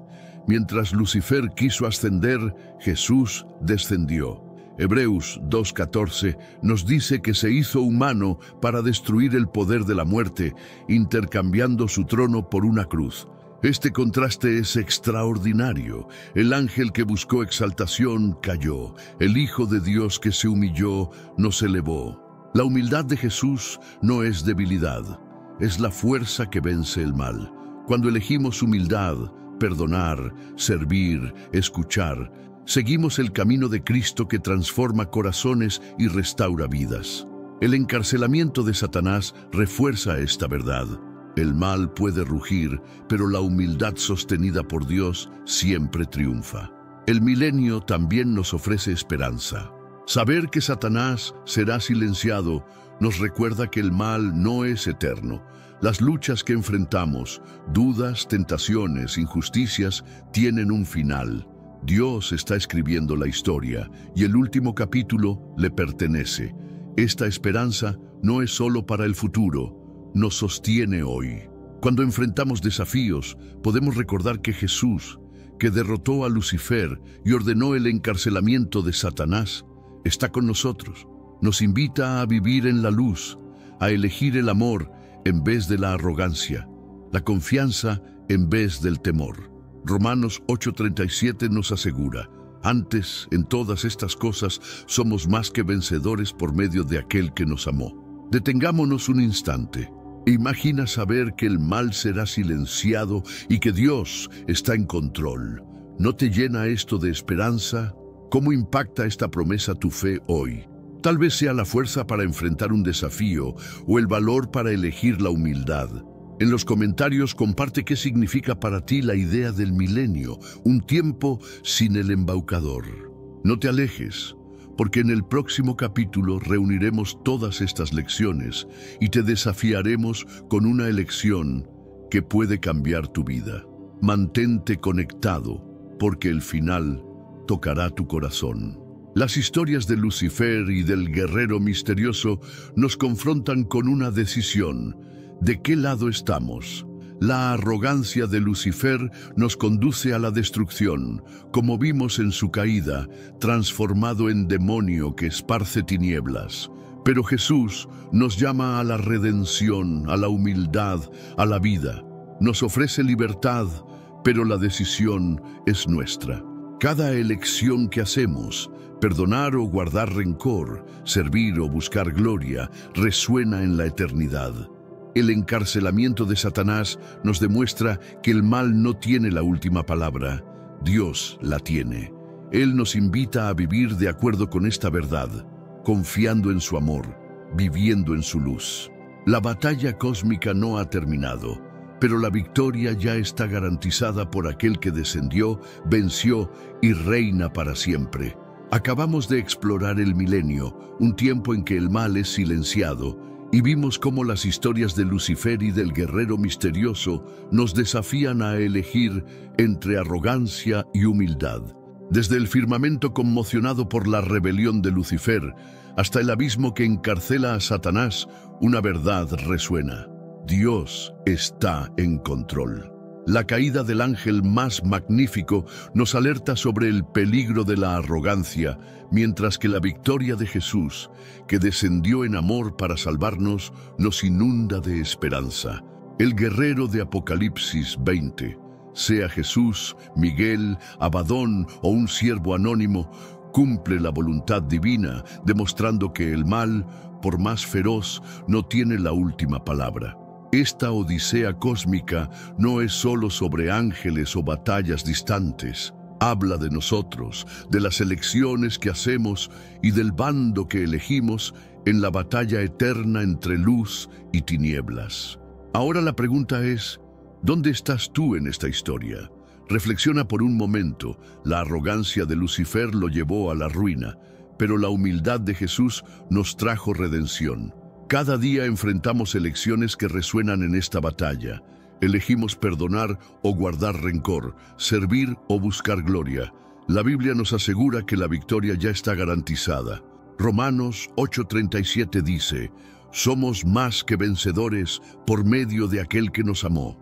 Jesús, que derrotó a Lucifer, encarceló a Satanás y murió por nosotros, nos invita a vivir en la luz. La salvación está disponible hoy y la decisión es tuya. ¿Estás del lado de la luz confiando en el amor de Cristo o dejando que la arrogancia te guíe por caminos inciertos? Esta historia nos recuerda que la luz siempre vence a las tinieblas. El milenio es una promesa de que el mal será silenciado, pero no necesitas esperar para vivir esa esperanza. Elige la humildad, elige el amor, elige a Cristo. Él transformó la cruz en victoria y ofrece libertad a todos los que lo siguen. Entonces, ¿qué vas a hacer con este mensaje? Suscríbete al canal inmediatamente para más contenidos que encenderán tu fe y revolucionarán tu mente. Aplasta ese botón de like si este video impactó tu corazón y envíalo a esa persona que necesita escuchar que el amor de Dios es superior a cualquier mal. En los comentarios queremos saber, ¿quién crees que es el guerrero misterioso de Apocalipsis 20? ¿Jesús, Miguel, Abadón u otro? Tu perspectiva hace toda la diferencia. Y aquí va un desafío final. ¿Cómo puedes vivir la humildad de Cristo hoy? Tal vez sea pedir perdón, ayudar a alguien o confiar más en Dios. Comparte tu reflexión en los comentarios e inspira a otros. Esta batalla cósmica nos enseña que nuestras elecciones importan. Elige la luz, vive en la libertad que Jesús ofrece y sé parte de la historia que Dios está escribiendo. La luz venció y tú puedes vencer con ella. Hasta la próxima, continúa buscando la verdad y dejando que la esperanza guíe tus pasos. ¿Sabías que el lugar más sagrado del cristianismo podría haber sido construido sobre antiguas tradiciones paganas y rituales que la Iglesia prefirió dejar en el olvido? Durante siglos, historias de cultos solares, dioses olvidados y ceremonias misteriosas permanecieron enterradas bajo piedras santas. Pero, ¿y si todo eso sigue ahí, justo bajo nuestros pies, oculto tras siglos de fe, silencio y conveniencias? En este estudio vamos a descubrir lo que nunca se nos contó sobre este lugar sagrado y por qué la verdad puede ser mucho más compleja de lo que imaginamos. La ciudad del Vaticano, especialmente el territorio que se extiende bajo la Basílica de San Pedro, no es simplemente un pedazo inocente de tierra consagrada. Es un monumento estratégicamente diseñado que se alza sobre una red de poder enterrado que ha permanecido oculto durante siglos. No estamos hablando de metáforas poéticas ni teorías conspirativas sin fundamento. Lo que pocos saben es que la elección de este sitio específico no fue casualidad divina, sino una decisión calculada, basada en antiguos mapas astrológicos que los primeros líderes cristianos heredaron de culturas previas. Documentos encontrados en los archivos de Constantinopla revelan que el emperador Constantino consultó a astrólogos persas antes de autorizar la construcción, siguiendo lineamientos que correspondían exactamente con sitios de poder utilizados por cultos mistéricos durante más de 1000 años antes del nacimiento de Cristo. Estamos revelando evidencia arquitectónica, histórica y arqueológica de algo mucho más antiguo, más siniestro y completamente opuesto al cristianismo que supuestamente representa. Todo esto yace directamente bajo los cimientos más sagrados de la Iglesia Católica. Comencemos por el sitio mismo donde se erige la Basílica de San Pedro. Esta ubicación no fue seleccionada por su santidad, sino por dominación estratégica. Antes de que el cristianismo pusiera sus manos ensangrentadas sobre este territorio, aquí se extendía una necrópolis masiva, una auténtica ciudad de los muertos, repleta de tumbas, sepulcros paganos y rituales funerarios imperiales. Los primeros constructores de la iglesia no edificaron sobre tierra limpia. Levantaron su nueva religión directamente encima de un cementerio saturado de religiones mistéricas, altares míticos y ceremonias romanas dedicadas a deidades solares y dioses de la muerte. Los huesos nunca fueron removidos, simplemente apilaron su nueva doctrina sobre ellos y lo llamaron resurrección. Investigaciones recientes realizadas por el Instituto Arqueológico Alemán han revelado que bajo la necrópolis conocida existen al menos 3 niveles adicionales de enterramientos que datan del siglo III a.C. Estos niveles más profundos contienen sarcófagos con inscripciones en griego antiguo que mencionan explícitamente a Helios Invictus, el sol invencible, y rituales de iniciación que prometían el despertar de la luz interior. Estas prácticas son idénticas a las descritas en textos gnósticos posteriores, sugiriendo una continuidad doctrinal que la Iglesia ha ocultado deliberadamente. Eso no es teología, es reempaquetado comercial disfrazado de doctrina sagrada. Las excavaciones bajo el Vaticano confirman esta realidad perturbadora. En los Scavi, la necrópolis vaticana, los arqueólogos han descubierto tumbas y estructuras precristianas, algunas que se remontan al siglo I a.C. ¿Crees que esos alineamientos y bóvedas subterráneas son coincidencias arquitectónicas? Piénsalo de nuevo. La distribución espacial sigue un eje solar perfecto. Está alineada con constelaciones específicas durante los solsticios, exactamente como los templos paganos antiguos. Eso no es diseño evangélico, es ingeniería astroteológica pura. La Iglesia no inventó esa configuración. La heredó de cultos más antiguos y simplemente se negó a admitirlo públicamente, un detalle escalofriante que los guías turísticos omiten. Durante las excavaciones de 1950, los trabajadores encontraron un altar subterráneo perfectamente conservado con inscripciones que traducen como «Para el Señor de la luz que viene del abismo».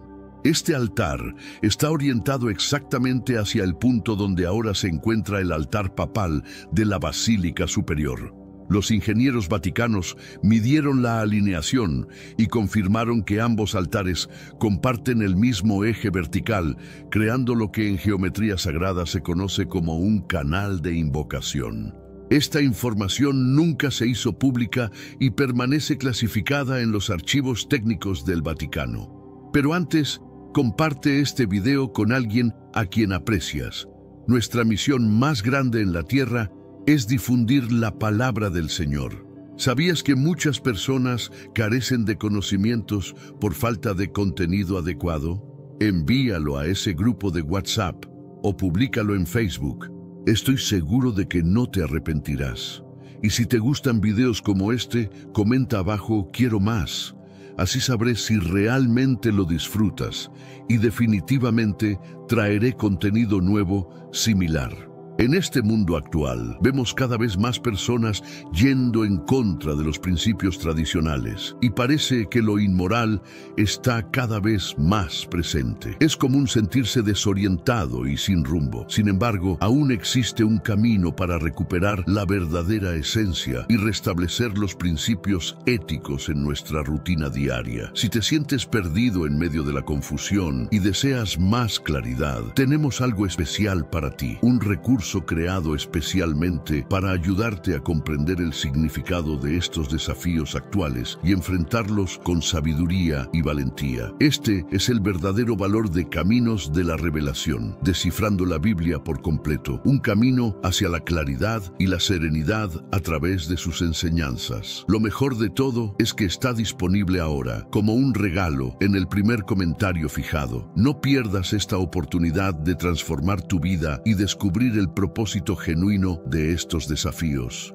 Ahora volvamos al tema principal del vídeo. Ahora hablemos de la pieza central de la Plaza Superior, el obelisco, arrancado directamente de Heliópolis, Egipto, un centro reconocido mundialmente por el culto solar.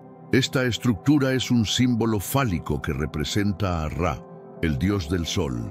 No está ahí como decoración, no es cristiano, no es romano. Es egipcio en su esencia más pura y sin embargo se yergue en el centro exacto de la Plaza de San Pedro. No simplemente de pie con orgullo, sino posicionado con precisión militar, rodeado por la columnata de Bernini como si estuviera siendo invocado, no suprimido. No destruyeron el símbolo pagano, lo exaltaron, lo santificaron. Convirtieron el símbolo literal del poder solar y la dominación fálica en la pieza central del Vaticano. Lo que hace este obelisco aún más perturbador es su historia de transporte. Documentos del siglo XVI revelan que cuando el Papa Sixto V ordenó mover el obelisco a su ubicación actual, la operación se realizó durante un eclipse solar específico, siguiendo cálculos astronómicos proporcionados por astrólogos judíos expulsados de España. El proceso de reubicación tomó exactamente 13 meses y requirió 907 hombres, trabajando en turnos calculados según las fases lunares. Durante la ceremonia final de colocación, testigos reportaron que el Papa murmuró oraciones en latín mezclado con frases en una lengua desconocida que posteriormente fueron identificadas como arameo arcaico, el mismo idioma utilizado en rituales de invocación babilónicos. Eso es un hecho documentado que nadie quiere discutir. Ahora descendamos bajo tierra. La mayoría de las personas nunca lo harán, y la Iglesia prefiere mantenerlo así. Pero aquellos que han visto las áreas restringidas describen cámara tras cámara de silencio, piedra tallada y algo peor, algo fuera de lugar que no pertenece a un sitio cristiano. Caminas más profundo y de repente te encuentras mirando grabados que no representan santos ni ángeles. Muestran una figura con alas, no emplumadas, sino dentadas, serpentinas, con llamas rodeándolo mientras te mira directamente. Bajo sus pies, una cadena rota, la inscripción en latín, Lux Ferre, un detalle que los pocos visitantes autorizados rara vez mencionan. Esta cámara específica tiene propiedades acústicas extraordinarias. Cuando alguien susurra en el centro exacto del grabado, el sonido se amplifica y reverbera de tal manera que parece provenir de múltiples direcciones simultáneamente. Ingenieros acústicos que estudiaron el fenómeno en secreto determinaron que la cámara fue diseñada intencionalmente como un amplificador de resonancia, una técnica utilizada en templos antiguos para crear la ilusión de voces sobrenaturales durante ceremonias rituales. La pregunta inquietante es, ¿por qué una estructura cristiana necesitaría esta tecnología? Eso no es San Miguel. Eso no es Jesús. Eso es Lucifer. Y sí, Luxferre es latín para portador de luz.